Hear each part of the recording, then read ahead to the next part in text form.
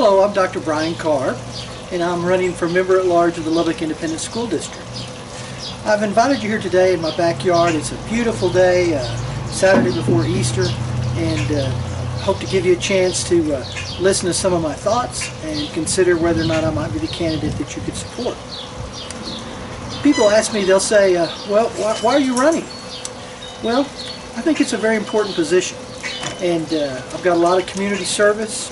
I've been in Lubbock my entire life. In fact, 4 generations of my family have attended Lubbock Independent Schools, and I think that we've done well.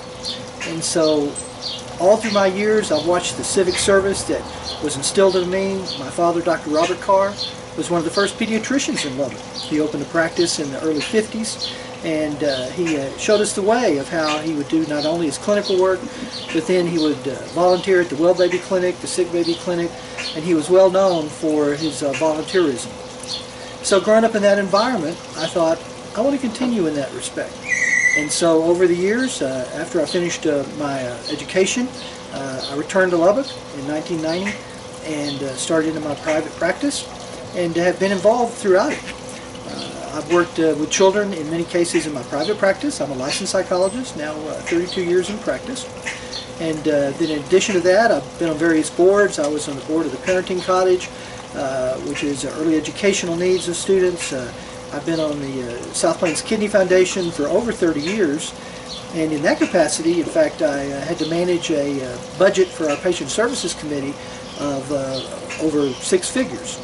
And so I've worked with those people on dialysis, kidney failure, kidney transplant. And then I think probably my largest service has been 6 years on the Lubbock Board of Health. In fact, some of y'all might remember in 2012 when the mayor announced that they were going to close the health department and that there's really nothing that could be done. We didn't need it, and it was just going to become a P.O. box. Well, I went and talked to the mayor about that. I was on the board at the time. And he told me, yeah, it's a done deal. There's really nothing you can do. Just sit back. You can't change it. You're going to have to wow me. Well, I wowed him. We formed a coalition, a grassroots effort. We partnered with the County Medical Society. I wrote a survey that ended up getting 6,000 signatures. And we presented that to the mayor and the city council and really left them no choice but to vote 7-0 to keep the health department open.